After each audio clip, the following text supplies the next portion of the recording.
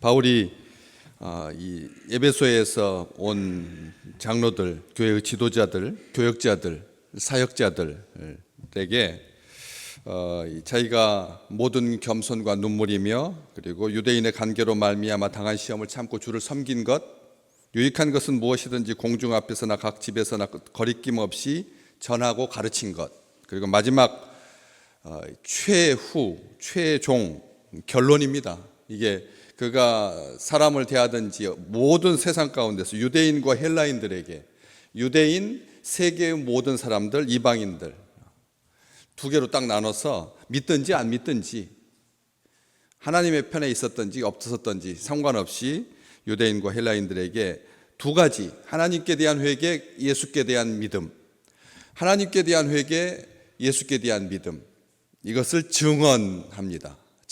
자기가 증거합니다. 내가 증거다. 회개와 믿음을 나타내주고 보였다는 거죠. 회개와 믿음이라고 하는 것을 증언한다라고 하는 건 숨기는 게 아니다라고 하는 거죠. 회개하는 것, 믿음은 나타나고 드러나고 보여지는 거죠. 증언했다라고 하는 말. 모든 사람들이 들을 수 있도록, 모든 사람들이 알 수 있도록 분명하게, 서툴지 아니하게, 익숙하게 자기의 삶 가운데서 나타나는 모든 증거, 하나님의 백성이라고 하는, 하나님의 사람이라고 하는 온전한 사인입니다. 우리가 뭘 보여줘야 됩니까? 사람들한테 뭘 나타내야 됩니까? 뭐가 드러나야 됩니까? 뭘 증거해야 됩니까? 뭘 증언해야 됩니까? 회개와 믿음만이 우리의 증거입니다. 회개와 믿음만이 우리의 증명입니다. 회개와 믿음만이 우리의 정체성입니다. 중요한 거죠. 우리는 뭘 사람들한테, 유대인과 헬라인들한테 뭘 고개를 들어서 우리가 사람들한테 나를 주목하라, 뭘 보라는 겁니까? 나에게 나타난 하나님의 강력한 역사, 능력, 표적과 기사, 이적, 바울은 그거 하나도 없습니다. 회개와 믿음은 숨기는 거고, 믿음이라고 하는 것은 부끄러운 거죠. 그렇잖아요. 많은 사람들이 자신의 믿음에 대해서 자랑한다, 이것은 하나님 앞에 불충한 것이고 이건 겸손하지 못한 거다 해서 회개와 믿음은 작고 숨기고 드러나지 않아야 되는 것으로 생각하잖아요. 바울은 분명하게 드러냅니다. 증언했습니다. 아주 똑똑하게 말했습니다. 이 회개와 믿음 두 가지는 함께, 이게 따로따로가 아니다는 거죠. 회개와 믿음은 따로따로가 아닙니다. 같이 갑니다. 회개 없는 믿음은 뭘까요? 회개가 없이 믿음만 있다, 이것은 굉장히 맹목적인 겁니다. 믿음 없이 회개만 있다, 이것은 아주 공허한 겁니다. 항상 제가 어떤 것이든지 함께 갈 때 이 두 축으로 경계를 삼죠. 그렇죠? 뭐 하면 맹목이고 뭐 하면 공허하다. 이것은 이 철학의 논증이 아닙니다. 두 가지가 함께 가지 않으면 공허하고 맹목적이 된다. 회개와 믿음, 이것은 뭐 도깨비 방망이가 아닙니다. 실제입니다. 실제. 그렇기 때문에 반드시 무엇이 먼저냐, 교회는 그것 때문에 오래도록 싸웠어요. 믿음이 먼저다, 회개가 먼저다. 회개해야 믿음이 생긴다, 믿음이 있어야 회개한다. 이 두 가지 가지고 얼마나 오랫도록 다투고 싸웠는지 모르겠어요. 이거 정리하느라고, 이거 순서 정리하느라고. 바울이 이거 지금 순서를 말하는 겁니까? 회개가 먼저고 그 다음에 믿음이 나중이다, 믿음이 먼저고 회개가 나중이다. 지금 이거 순서를 말하는 게 아닌데, 이게 본질을 깨닫지 못하고 사람들이 겉으로 나는 이 순서, 서열, 뭐가 먼저냐, 우선순위가 뭐냐, 이거 가지고 다투고 싸워서 진짜 정작 해야 할 회개와 믿음은, 행해야 할 회개와 믿음은 없이 그렇게 왔던 것이죠. 그렇기 때문에 하나님께 대한 회개라고 하는 말, 우리가 하나님께 대한 회개여야 된다. 자신에 대한, 자신의 감정, 자신의 능력의 없음, 자기의 부족함, 이것을 막 뉘우치고 한탄하고 한숨 짓고 눈물 짓는 거 아니에요. 철저한 온전한 회개, 참된 회개만 의미하지 않습니다. 철저한, 참된, 그리고 온전한 그런 회개를 말하는 게 하나님께 대한 회개라고 하는 말이 뭔데요? 하나님께 대해서 회개하면, 하나님께 대한 회개는 우리가 하나님으로부터 용서함을 받을 수 있는, 하나님께 대한 회개는 하나님이 사랑이 많으신, 하나님께서 긍휼을 베푸시는, 하나님께서 자비하신 그 하나님께 회개하는 건데, 뭐가 부끄럽고 뭐가 감추고 뭐가 다른 사람을 의식하고 뭐가 비교하겠습니까? 그렇기 때문에 살아계신 창조주 하나님, 우리 하나님 앞에 하나님께 대한 회개는 살아있는 하나님께 대해서 회개하는 겁니다. 이 말은 우리로 하여금 반대편에 있는 아주 무서운 무신론, 이게 우리가 생각할 때 신이 없는 사람, 신 없이도 살 사람, 이런 것을 의미하기 쉽고 어떤 정의의 문제다, 어떤 감정의 문제이고 요즘 뭐라고 말합니까? 선택의 문제다. 신을 선택하고 안 하는 것은 내 맘이지, 이것은 강요할 일도 아니고 해서 선택의 문제로 그렇게 말합니다. 그런데 이게 가장 강력한 믿음입니다. 무신론이 가장 강력한 믿음입니다. 하나님께 대한 회개는 우리로 하여금 무신론을 경계하는 거죠. 하나님께 대한 회개가 없는 사람은 무신론자입니다. 이것은 불쌍한 사람입니다. 가장 강력한 믿음입니다. 이 시대의 주류입니다. 이 시대의 대다수입니다. 거반이 다 무신론자입니다. 이 신도 싫고 저 신도 싫고 부처도 싫고 예수도 싫고, 꼴보기 꼴 사나워서 아무것도 안 믿겠다. 나는 내가 신이다. 내가 주인이다. 내 의자에 내가 앉는다. 이렇게 말하는 거죠. 이게 무신론, 이것을 경계하는 것입니다. 마음을 찢고 하나님께 돌아오는, 하나님께 대한 회개는 마음을 찢고 하나님께 돌아오는 건데, 우리 하나님은 어떠신 분입니까? 노하기를 더디하시고 인자하시고 긍휼을 베푸시며 자비하시며 살아계시며 우리를 사랑하시며 우리를 위하시며 화를 더디내시고 사랑이 풍부하시고 돌이켜서 재앙을 거두시는 하나님이시지 않습니까? 확정된 재앙, 하나님의 심판은 불보듯 뻔합니다.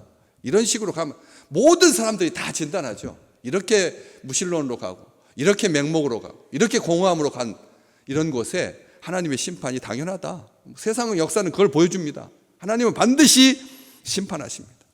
그렇지만 우리가 하나님께 대해서 회개하면, 마음을 돌이키면, 내 백성이 자기를 삼가고 자기 옷을 찢는 것이 아니라 자기 마음을 찢어서 하나님 앞에 돌아오면 하나님께서 이 땅을 고칠지라. 하나님께서 이 땅을 고쳐주시는 거죠. 그래서 자비롭고 긍휼을 베푸시는, 자기 자신의 죄, 하나님께 대한 회개는 자기 자신에 대한 죄를 슬퍼하는 거죠. 하나님께 대한 회개는 자기 자신을 보게 만듭니다. 하나님께 대한 회개는 결국은 자기 자신을 향합니다. 남 탓하지 아니하고 남을 향하지 않습니다. 하나님께 대한 회개는 철저하게 나입니다. 내가 하나님 앞에 회개하는 거죠.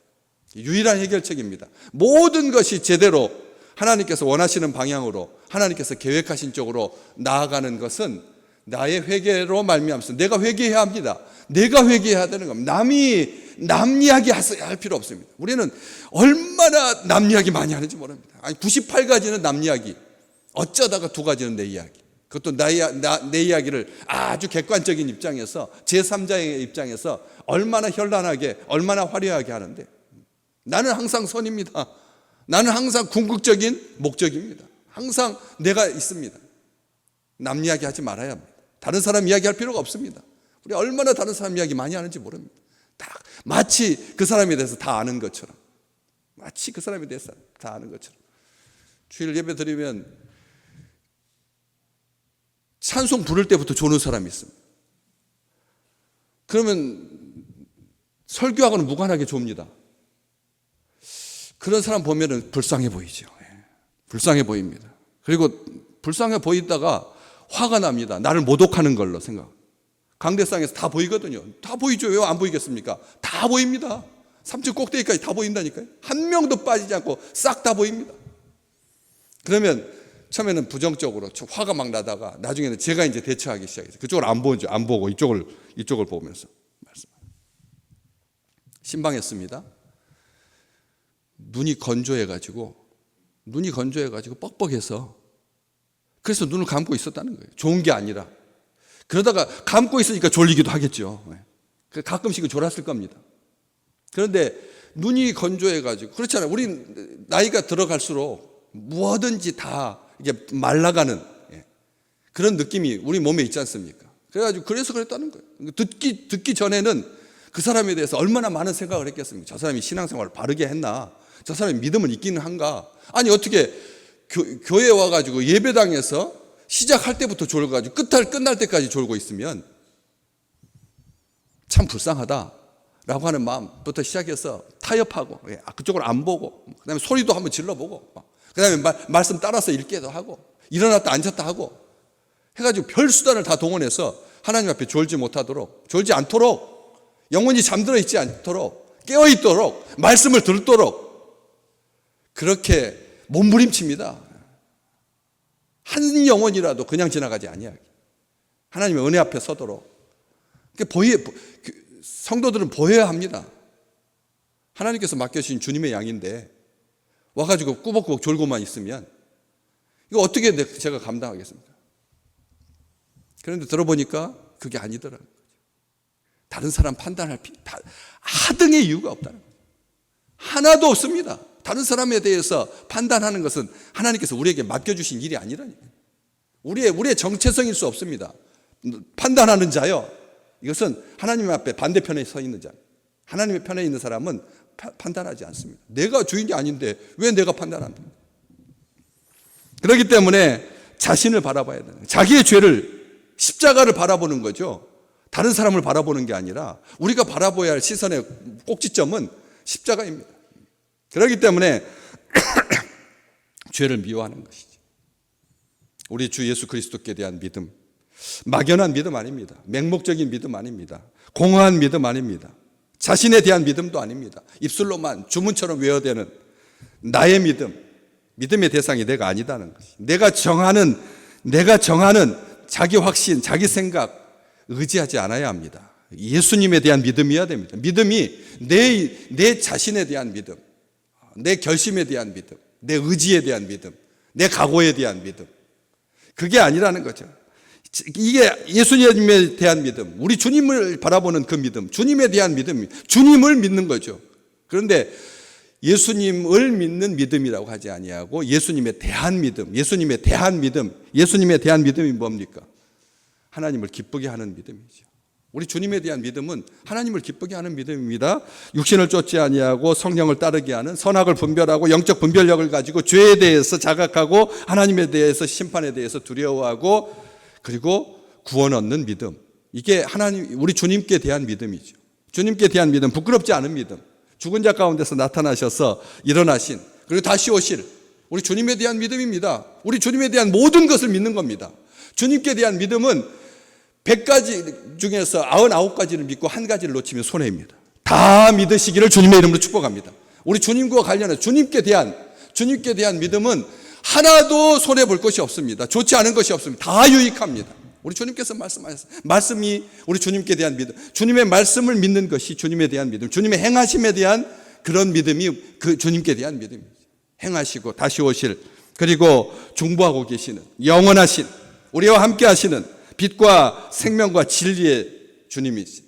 그 주님을 따르는, 주님의 나타나심을 사모하는 주님께 대한 믿음은 그 믿음을 지키는 것입니다. 그 믿음 지키는 자에게 주님은 약속하셨습니다. 의로우신 재판장께서 주님께 대한 믿음을 가진 모든 자에게 어떻게 하신다고요? 의의 면류관을 주실 것이다. 주님께 대한 믿음은 그런 신뢰가 있는 거죠. 주님은 나를 포기하지 않으신다. 주님은 나와 함께 하신다. 주님은 나를 기뻐하신다. 이게 주님께 대한 믿음입니다. 자기 자신에 대한 믿음이 아니라는 거죠. 나는 부끄럽습니다. 나는 죄인입니다. 나는 망할 것입니다. 이러다가 뭐 할까요? 불안과 두려움과 염려와 근심과 걱정으로 사는 것, 주님께 대한 믿음이 아니죠. 오늘 또 평안하시기를 주의 이름으로 축복합니다. 하나님, 우리 주님 앞에서 우리의 믿음은 그거, 예수님께 대한 믿음, 믿는 자마다 멸망하지 아니하고 영생을 얻게 하려 하심이라. 아들을 보내신 아버지의 그 생각을, 주님께 대한 믿음은 바로 그런 것이죠. 말씀하신, 행하신 모든 것 부정하거나 부인하지 아니하고 하나님 멸시하지 아니하고, 주님께 대한 믿음이 아닌 것은 하나님을 멸시하는 것입니다. 하나님을 거짓말하는 자로 만드는 것입니다. 우리 주님께서 분명히 약속하셨습니다. 내가 너희와 세상 끝날까지 함께 있을 거다라고 했는데, 주님께 대한 믿음이 아닌 것은 하나님의 그 약속을 뭐 하는 거죠? 하나님을 거짓말하는 자로 만드는 거다. 요한일서 5장 10절 말씀. 하나님을 거짓말하는 자로 만들지 마십시오. 우리 주님께 대한 믿음은 주님께서 하신 모든 약속을 믿는 겁니다. 하나도 땅에 떨어지지 아니에요. 미혹되지 마십시오.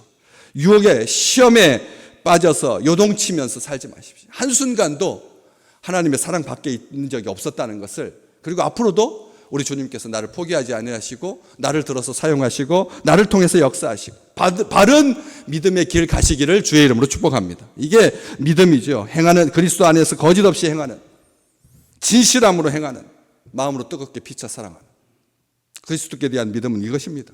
그래서 그것을 증언했다. 산 증인, 우리가 바로 그 증거인 하나님께 대한 믿음, 우리 주 예수 그리스도께 대한 믿음, 하나님께 대한 회개. 이게 우리의 삶에서 나타나고 체험되고 보여지고 그래서 증거되는 귀한 생애가 되시기를 주의 이름으로 축복합니다.